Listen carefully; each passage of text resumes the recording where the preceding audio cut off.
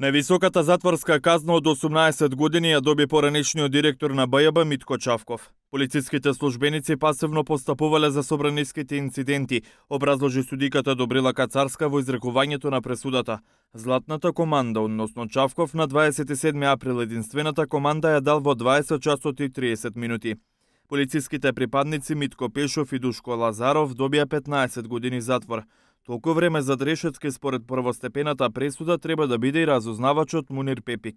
По 15 години затвор добија и собраниското обезбедување Горан Ѓошевски, Јане Ченто, Владко Трајковски, Никола Митревски Колјо. Една година помалку, односно 14 години затвор кривичен му одреди на Вилијан Михајловски, 13 години за Дрешетски за полицискиот припадник Оливер Поповски, по 12 години казна добија Игор Јук и Горан Чангеловски, дека една деценија ќе биде за Дрешетски слушна полицискиот припадник Оливер Радулов. Под минималната затворска казна доби Александар Василевски Нинџа од 8 години, кој за време на судењето ја откри организацијата за 27 април и собранискиот обезбедувач Абдулфете Алими од 7 години затвор, кој помогнал во извлекувањето на пратеникот Зијадин Села. Кацарска рече дека од снимките презентирани во судот јасно се гледа упадот во собранието. Од сведоштвото на заштитниот сведок е произлезено дека инцидентите биле претходно добро организирани и платени, а главни таргети биле Зоран Заев, Зијадин Села и Дамјан Манчевски. Со фрлањето на предметите низ законодавниот дом, тепањето на пратениците новинарите, судот цени дека е предизвикано чувство на несигурност и страв кај граѓаните.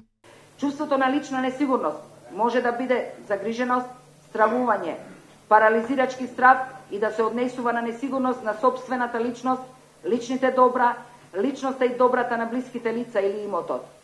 Покрај умислата во субјективното битие на делото, како субјективен елемент на противправноста, несомнено влегува и намерата за загрозување на уставниот поредок или безбедноста на Република Северна Македонија.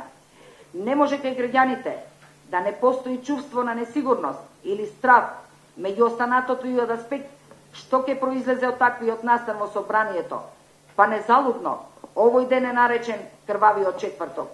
Сликите пред се од раскрвавените глави ќе останат врежани во сеќавањето кај граѓаните.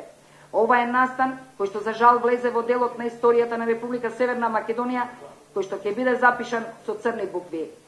Кацарска во пресудата негодуваш на почетокот од судењето на обвинителна клупа дека имаше 33 обвинети за кривичното дело терористичко загрозување на уставниот поредок и безбедност, од кои 20 помагачи, а по изгласувањето на законот за амнестија, 15 од обвинети станаа слободни луѓе, иако од снимките се види дека пратениците Крсто Муковски и Сашо Василевски ги отворија собраниските порти.